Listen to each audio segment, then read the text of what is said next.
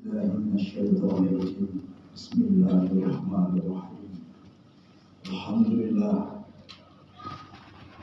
والصلاة والسلام على رسول الله سيدنا محمد صلى الله عليه وسلم ابن عبد الله سبحانك لا علم لنا إلا ما علمتنا إنك أنت العليم الحكيم رب اشرح لي صدري ويسر لي أمري واحلل عقدة من لساني يفقهوا قولي أما بعد. Sama kita muliakan orang tua kita di kampung kita yang kita cintai.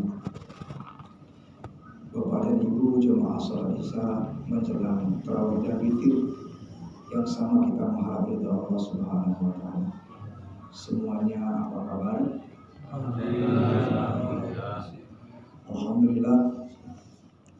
Malam hari ini Allah pertemukan kita kembali setelah 1 tahun berpisah di tempat yang mulia, bicara perkara yang mulia, mendengarkan perkara yang mulia. Mudah-mudahan semua kita ini menjadi orang-orang mulia di sisi Allah.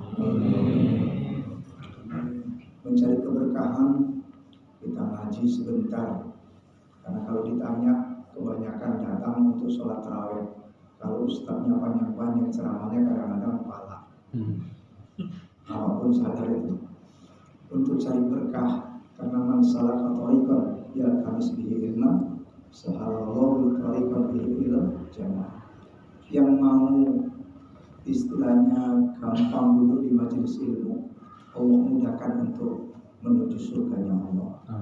Makanya untuk ilmu itu mesti sergap. Walaupun karena yang dibicarakan kita nggak ngerti, tapi karena ini perintah Allah, sunnahnya baginda Rasulullah, ya udah dulu aja. Mudah-mudahan Allah tunjukkan jalan-jalan menuju surga. Langsung saja, jemaah rahimahullah. Dalam sholat kita umum, dalam doa iftitah, kita membaca di antara isinya innas sholati wa nusuki wa mahyaya wa mamati lillahi rabbil alamin. Ini kaji kita malam hari ini.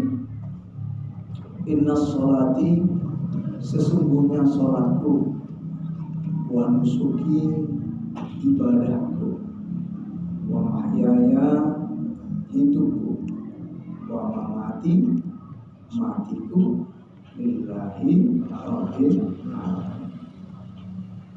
Yang mau dibahas kalimat ujungnya lillahi rabbil alamin.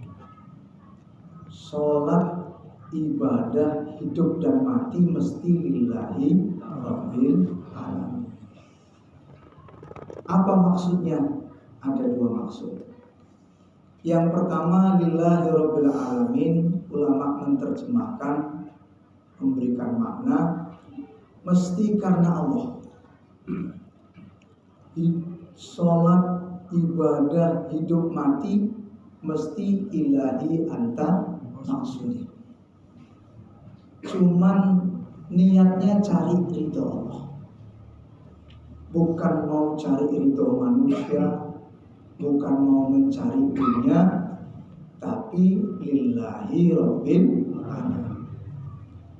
Itulah sebabnya kenapa kita kalau setelah melakukan satu amal kebaikan itu disuruh istighfar.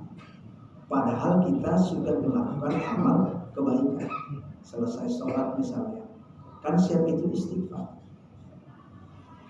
Kata ulama, istighfar itu bagi orang yang dipilih untuk berbuat baik, mengistighfari amalnya. Boleh jadi amalnya itu tidak karena Allah, atau boleh jadi amalnya itu dikerjakan masih ada yang cacat, bukan seperti yang mana Allah kehendaki. Makanya istighfar. Orang baik aja disuruh istighfar, apalagi kita yang kadang-kadang nyeleneh, kadang nang kene, kadang nang kono. Hari ini sekarang di musola di masjid, nanti keluar dari masjid entah ngapa-ngapain yang kita lakukan. Maka syukurlah, satu di antara kemuliaan umat akhir zaman ini, dikasih satu ayat di akhir surat Al-Baqarah yang isinya doa. Ini sering dibaca, jangan ditinggal. Rabbana la tu'akhizna in nasina aw akhtana. Jangan siksa kami ya Allah bila kami lupa atau kami ini salah.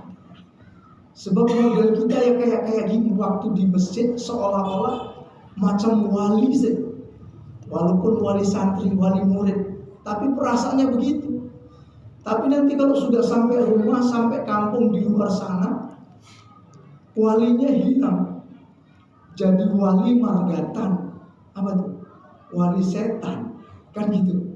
Makanya dulu itu kalau Sunan Bonang itu ketika mendakwain dengan agriculture dengan sistem kultural, yaitu dengan sistem budaya yang tidak dihilangkan, tetapi bagaimana memasukkan agama ini pengertiannya ada dan bisa dipahami oleh masyarakat.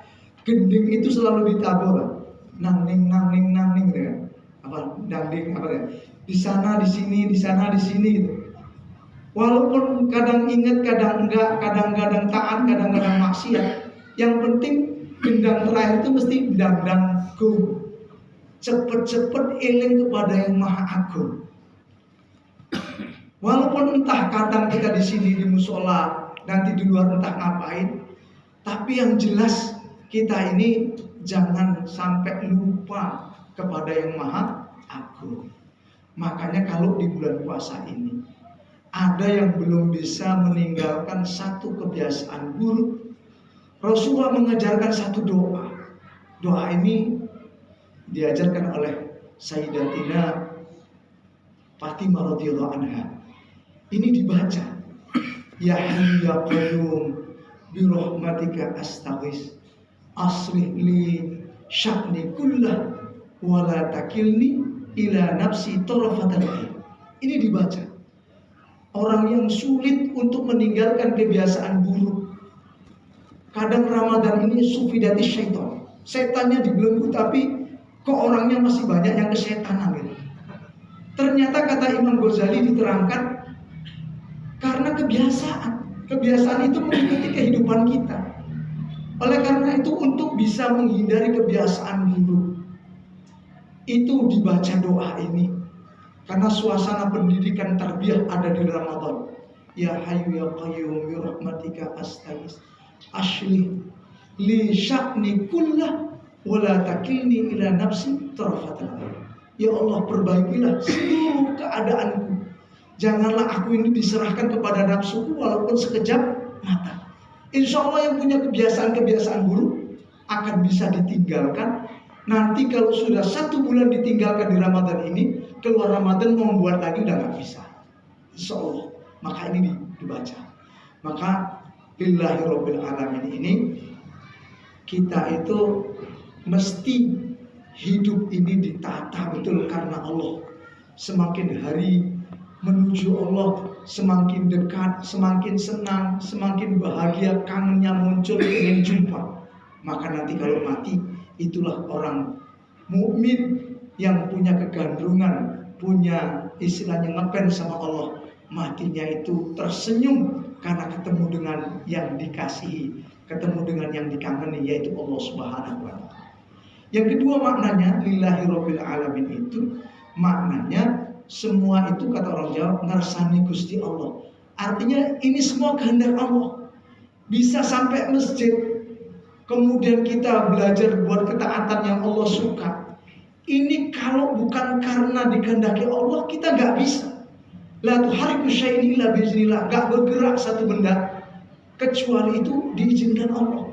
Maka kalau dipilih Allah bisa berbuat baik, orang beriman itu mesti ngersani Gusti Allah itu baca apa? Alhamdulillah. Siap bisa sholat, alhamdulillah. Bisa sodako, alhamdulillah. Bisa ke masjid, alhamdulillah. Jangan terkesan dengan kebaikan kita. Kita ini la haula wala quwwata illa billah. Gak bisa apa-apa.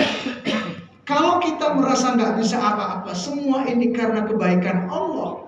Nanti nengok orang yang gak bener itu gak terlalu kita itu merasa lebih baik. Karena penyakitnya orang soleh itu merasa lebih Makanya yuk Ramadan ini kita jadikan bulan tarbiyah, yaitu mentarbiyah, berlatih untuk berbuat baik. Di dunia ini gak ada yang sulit, gak ada yang mudah. Sulit kalau bisa ya mudah, mudah kalau gak bisa ya sulit, bisa gak bisa, sulit atau payah tergantung kebiasaan. Berlatih untuk biasa buat baik, maka mudahlah kita berbuat baik. Berlatih kok kita suka berbuat jahat, perbuatan jahat itu juga mudah kita lakukan. Maki-maki orang itu kalau nggak biasa maki, panjang pendeknya pasti kurang, nggak enak didengar. Tapi kalau udah biasa maki, wah, ya memang kerjaannya itu enak aja melepaskan itu dari mulutnya. Maka berlatih. Yang kedua, setelah berlatih, jangan suka melihat keburukan orang lain. Sehingga kita hidup ini mesti dua kacamata, yaitu senang melihat kebaikan orang lain, kacamata yang pertama, dan melihat keburukan diri sendiri, itu adalah kacamata yang kedua. Sehingga sibuk dengan keburukan sendiri menjadikan kita selalu berbaik sangka kepada setiap orang, yang menjadi bibit-bibit doa orang untuk baik dalam kehidupan kita. Inilah kaji malam hari ini menjelang sholat tarawih kita. Mudah-mudahan bisa dipahami dan bisa diamalkan serta bisa disampaikan. Kemudian mungkin dengan suara yang terbatas ini saya mau minta tolong kawan saya saja untuk ngimami. Ini selama Ramadan